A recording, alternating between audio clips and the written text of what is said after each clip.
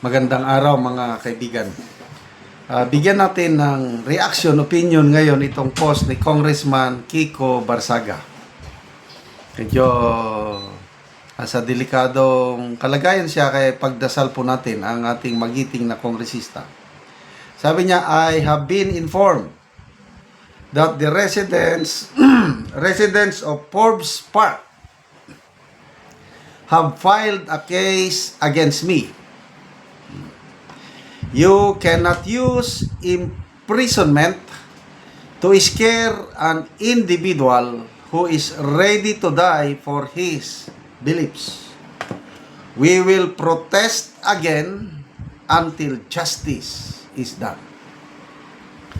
Okay, so tinignan ko dito sa people who reacted.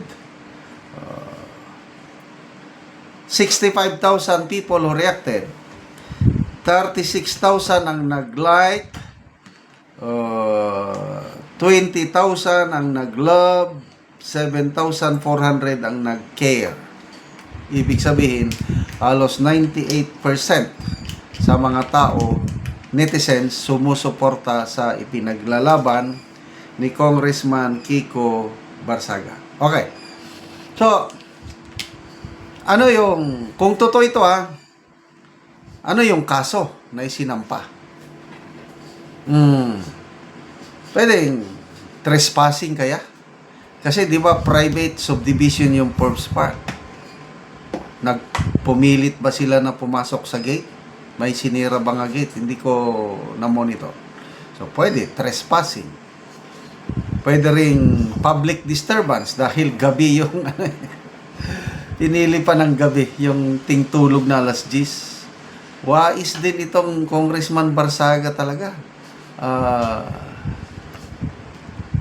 So, kabilang na yan sa cost of fighting against for a cause, ano? Kaya sabi nga niya na prepreso nyo ako, baliwala yan. Sa isang tao na handang mamamatay para sa kanyang ipinaglalaban. Yan po ang nakakabilib kay Congressman Barsaga. Kahit sinasabi ng iba na may sira ang kanyang pag-iisip. Well, siguro nga. Sira na ang kanyang pag-iisip. But, yung kanyang ipinaglalaban ay tama. Oh, sino ang sa mga kongresista ang gumagawa ng kanyang ginagawa na lantarang nilalabanan ang korupsyon? Meron din yung iba, kaya lang medyo kakaiba lang, kanya-kanyang style.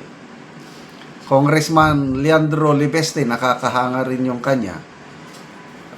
He voted no sa 2026 national budget dahil yung DPWH project punong-puno pa rin, DPWH budget punong-puno pa rin ng kickback. Overpriced pa rin yung mga cost of materials ng mga projects ng DPWH, kaya he said no. So, ayan, ibang style ni Congressman Libeste, Congressman Chanco, iba. Kanya-kanya silang style ng pakikipaglaban. Ang kakaiba talaga itong si Congressman Kiko Barsaga na millions of Filipinos ang humahanga sa kanya. Isa na ako. So, ayan, kaliwat kanan na ang kaso. I don't know kung matutuloy ba. Kaso niya sa Ethics Committee. Anong mangyari? Handa rin siya. Expel nyo, expulsion. So be it. Ang nakikita ko, pinakamababa na parusa niya, baka suspension. But okay lang kung suspension. Ilang buwan naman lang yan. 60 days, 90 days. Mamaya, babalik na naman siya. Lalo lang siya mapapamahal sa taong bayan kung patawan siya na, to me, sigurado, papatawan siya ng parusa ng Ethics Committee. Yeah, maganda na tayo na masuspend siya ng how many months. The worst is expulsion. But so be it. Nakanda siya. Preso. Itong kaso-kaso na sa kanya. Kaya lang, laban sa abogado pa yan. It will take a long time bago siya mapreso dahil we have due process. Aabot pa yan sa Supreme Court kung kinakailangan. So, salamat. Ito, magbasa tayo sa mga comments. Joan Dumasal, ingat, Congressman Barsaga. Prince Abiol, ha ha ha, baka Forbes Park, aka Romualdez Residential Park. Yes, alam na natin sino yung may pakana ng kaso. Stanley, sino ang may utos? Si John Vic? Tatanong lang naman.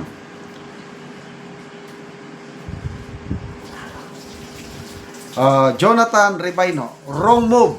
Sabi niya, you will stir up chaos. Better go to the root cause. Who is your neighbor? We are protesting.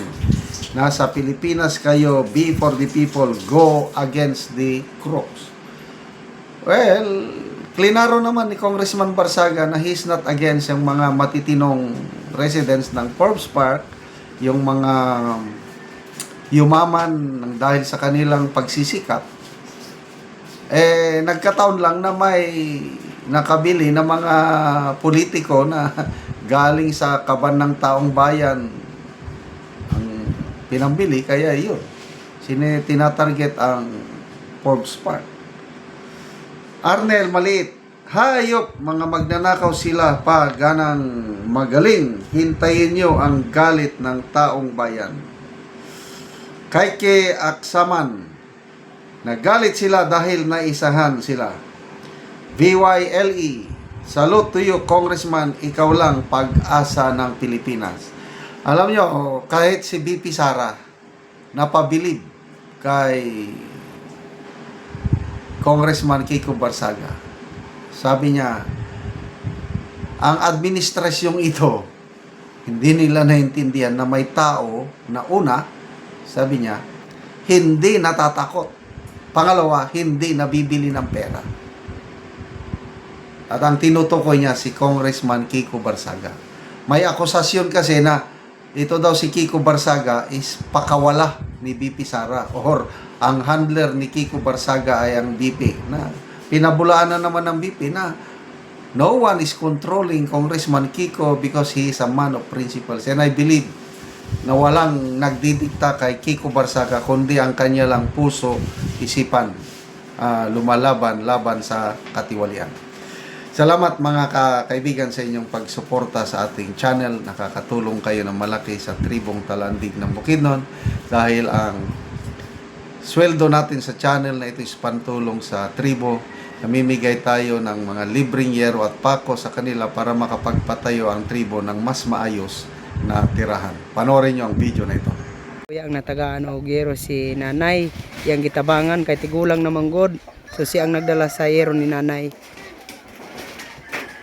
Klaro gid yan. Si nanay ang tagiya sa balay. So muna ni ang itsura sa balay ni nanay. Sa tagaan na og yero. Oh. Muna na ang itsura sa iyang atop. Mga dagko na gid kay busto to. Para yung labi pinang kapidit. Nagid kaayo, mga dagko na gid ang buslot. Pinanhuli panda. So kini si nanay kulang na ni siya og siya ang nagpuyo ani. Ining balay ngayon ani na ang itsura sa atop. Nanay, pila na ni katuig nanay ang imong balay? Ngayon ani na ang itsura. Pilo ni gali, uy, unga ida eh. Pila na nanay ni katuig nanay? 21 ni kay tuig. 21 na katuig. So ikaw ra ani nanay nagpuyo. Ikaw ra ani nagpuyo ning balaya. Dili na kay si nanay ka dungog. Kuan. Imong apo. Kung ang mga apo kay gatrabaho man na sila. Oh, pila ka bukang yung apo nanay nga gatulugan si mo ah? Opat. Upat ka buok. So pila na rin nanay mong edad? 85. 85 na si nanay. So inaani na ang itsura sa iyang atop. To Ginoo ta naka-atop kuha na-license so atop ko yan nga ladakon. So si nanay dili siya kabalo mag Bisaya, so tadaan dig siya. Salamat daw sa Ginoo sa nagtabang daw sa sin nga makaatop na siya. Kay ani naman gid ang itsura sa iyang balay so magatop na ni karon si kuya kay gitabangan lang ni si nanay kang kuya sa iyang apo. So salamat kayo nanay. Salamat.